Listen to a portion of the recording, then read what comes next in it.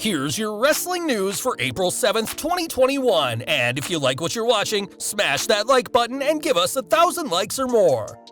He's not a nice human being. Current top WWE superstars blast Hogan's return. Roman Reigns reveals retirement plans. When is the Tribal Chief finished? We quit listening to our audience. Former WWE producer blasts company's booking. Major botch takes place on Raw. WWE Legacy Wing Hall of Fame inductees revealed. Mike Tyson's return to AEW confirmed.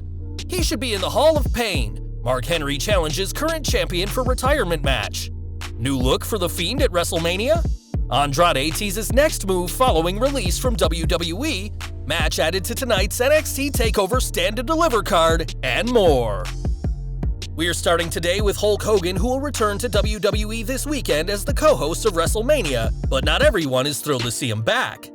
In addition to fans expressing their displeasure to see Hogan back following his racist comments that came to light in 2015, his co-host Titus O'Neil has hinted that he's not thrilled to see the Hulkster back either, and he's not the only WWE star that thinks this way. Speaking to the Complex Sports podcast, Seth Rollins explained that he'd put Hogan on his Mount Rushmore due to his significance in the 80s and 90s, but that admiration doesn't extend to the man himself. He said, "Look, Hulk's always been really nice to me, but that doesn't make him a great human being." Though Rollins usually defends WWE, it seems even the company man isn't thrilled about Hogan being back, and we'll have to see what kind of response the Hulkster gets this weekend. Will you be booing the Hulkster this weekend, or are you pleased to see the legend of wrestling back? Let us know in the comments below. From one Shield member to another, as Roman Reigns has been on top of his game since returning to WWE last August, turning heel and capturing the Universal title in the process. It's especially impressive given that in 2018, Reigns' career nearly ended when his leukemia returned, but now the Tribal Chief plans to end his career on his own terms. Speaking to People, Reigns discussed how much fun he's having as a heel, and when he plans to leave the ring for good. He said, "I want to grind it out for the next 15 years. I want to maximize my potential for the next 15 years. This is who I am as a performer, as a talent, but I also am a father, I'm a husband, I wear all these different hats." It took Reigns turning heel for many fans to get on board with him, and for those who like to see the Tribal Chief in action, there's plenty more left in the tank. Reigns' work since his return last August has been credited as some of his best ever, but according to one WWE veteran, it could have and should have happened much sooner. Speaking on his podcast, Arn Anderson, who was a WWE producer from 2001 to 2019, spoke about a golden rule by Vince McMahon that the chairman broke for the big dog. He explained, "One of the things I did learn from Vince early on is, don't shove a babyface down the people's necks if they're not going to accept it, because they'll regurgitate it. And we got away from that theory and we quit listening to our audience." The Horseman added that Vince McMahon's 100% faith in himself that he can make fans cheer exactly who he wants didn't happen, and the more he shoved Reigns as a babyface, the more it hurt WWE and the Universal Champion himself. Who knows what WWE could have done had McMahon listened to his own rule and listened to his own audience, but at least fans finally got to heel Roman Reigns, albeit after years of their voices going ignored. Now on this week's Raw, it was confirmed that a special women's tag team turmoil match will determine the next challengers to Shayna Baszler and Nia Jax, but that announcement didn't go according to plan. On Raw, a graphic showed 5 teams that'll compete in the match, though the commentators only mentioned 4, those teams being Naomi and Lana, Dana Brooke and Mandy Rose, the Riot Squad, and Tamina and Natalya. Despite the strange team of Carmella and Billie Kay being shown, this team wasn't addressed, and that's because WWE made a huge mistake by showing that graphic. According to reports, this was the wrong graphic, as Carmella and Kay are expected to team up on this week's SmackDown, which was already pre-taped. This explains why WWE have since removed the pairing from the match graphic, as this seems to be a case of WWE jumping the gun and spoiling their own surprises. Over to NXT, and Adam Cole may have only been in WWE for a few years, but this week he celebrated a huge milestone. Yesterday, Cole took to Twitter to announce it was his 13-year anniversary as a wrestler, as he had his debut match in April 2008. It'd take another month before the former NXT champion started using the Adam Cole name, and we'll have to see what the former Undisputed Era member accomplishes 13 years from now. Cole will need to do a lot to catch up with Jeff Jarrett, who this week is celebrating 35 years as a wrestler. In a tweet, Jarrett spoke about how he began in April 1986 and thanked his mother Christine for getting the Jarrett family into the wrestling industry in the first place. And we're sending our congrats to both Double J and Adam Cole on these impressive accomplishments.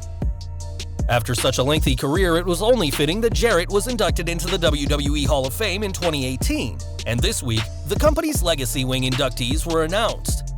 Celebrating wrestling from various decades, the 2020 Legacy Wing inductees include Ray the Crippler Stevens, Brickhouse Brown, Dr. Death Steve Williams, Baron Michelle Leone, and Gary Hart. As for the 2021 class, that includes Dick the Bruiser, Pez Whatley, Ethel Johnson, Buzz Sawyer, and Paul Boesch, and it's great to see so many names from wrestling's past be appreciated as WWE Legacy Wing Hall of Famers. One person worthy of the Hall of Fame is Chris Jericho, but for how tough he is in the ring, the former AEW World Champion isn't too fond of people poking fun at him on Twitter. Last year, Jericho got ridiculed for saying he's not a political person, a claim fans called into question when it's public knowledge that he donated tens of thousands of dollars to Donald Trump and the Republican Party. One person who saw this was MVP, who encouraged Jericho to delete his false claim of not being a political person, but that didn't happen. This week, when a fan asked the Hurt Business leader if his tweet for Jericho to delete his lie was Y2J's reason for blocking him, MVP replied with a simple, "Yup." Given how many proved that Jericho's claim he's not a political person wrong, we imagine MVP was one of many people Y2J blocked last November, and we're hoping politics doesn't come up when Jericho appears on the Broken Skull Sessions. Back to the Hall of Fame, and the Bella Twins were finally inducted last night, a year after they were initially announced, and Nikki Bella took the time to thank one person in particular. During her speech, she thanked a man she referred to as John for helping her figure out the business, and we can only imagine she's speaking about her ex-fiancé, John Cena. Given that she'd already thanked her stepfather, John Laurinaitis, this statement was clearly aimed at the 16-time world champion, who she was engaged to from 2017 to 2018. Though they're no longer together, it's impressive that Cena and Nikki have remained professional, and we can only imagine the list of people we'll have when he takes his rightful spot in the Hall of Fame. AEW news next, and after a lengthy hiatus, Mike Tyson is returning to the promotion. Fans haven't seen the boxing icon since last May when he presented Cody Rhodes with the new TNT Championship and confronted Chris Jericho on the post-Double or Nothing edition of Dynamite. Speaking to Sports Illustrated, Tony Khan shared his excitement to bring Tyson back, this time in front of live fans. The last time we saw Tyson in AEW, he and Jericho had unfinished business, and whilst their beef may have settled now that Jericho is a face, we'll have to see what the baddest man on the planet does when he returns to AEW. What would you like to see Tyson do when he returns to Dynamite? Sound off in the comments. Back to WWE, and it's been nearly 3 years since Mark Henry's last WWE match when he competed at 2018's Greatest Royal Rumble, and now the Hall of Famer is ready for one last match. Over the past 3 years, Henry has insisted that he's not completely done in the ring, and the former World Heavyweight Champion even has an opponent in mind. In an appearance on BT Sports The Run-In, Henry said he wants to face the top star of NXT UK. "I want to have one more match before I completely say I'm never going to wrestle again. And Walter is one of those guys that he may need to be put in the Hall of Pain to make it, to be tempered by the fire that can make you a champion." Henry had plenty of praise for his future opponent, saying that Walter should be a world champion in the next couple of years. Whether that prediction comes true or not remains to be seen, but Henry is more than open to challenge Walter whenever he holds a main roster world championship. Is this a match you'd want to see? And if so, who should win? Let us know below. On last week's SmackDown, Logan Paul was the special guest of Sami Zayn and will have a similar role this Sunday when he attends WrestleMania to watch Zayn face Kevin Owens. While some fans may not know the 23-year-old YouTuber, this isn't the first time he's been in WWE, and when Ringside News asked around, WWE had nothing but praise for Paul's behavior this time around. A tenured member of Creative said that the last time Logan Paul was backstage in WWE there were, quote, problems, and suggested that the high-dollar paycheck he's receiving this time has motivated him to be on his best behavior. Paul made headlines around the world in 2018 when he filmed the body of someone who had taken their own life during a vlog in Japan, and it seems Paul has definitely learned his lesson and is looking to avoid any controversy with WWE. WrestleMania will also see Bray Wyatt have his first match in almost 4 months, as he'll take on Randy Orton after the Viper burned him alive at TLC. In the past, superstars have put the extra effort in for their WrestleMania attires, and it seems The Fiend is no exception. If you play WWE Supercard, you'll find that the WrestleMania 37 edition of The Fiend includes a black hood, as you can see in this photo.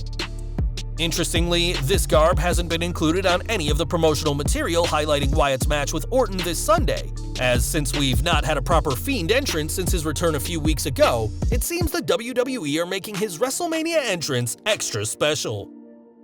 WWE's attention is clearly on WrestleMania, but the company is always looking ahead, and details have released for their next few pay-per-views.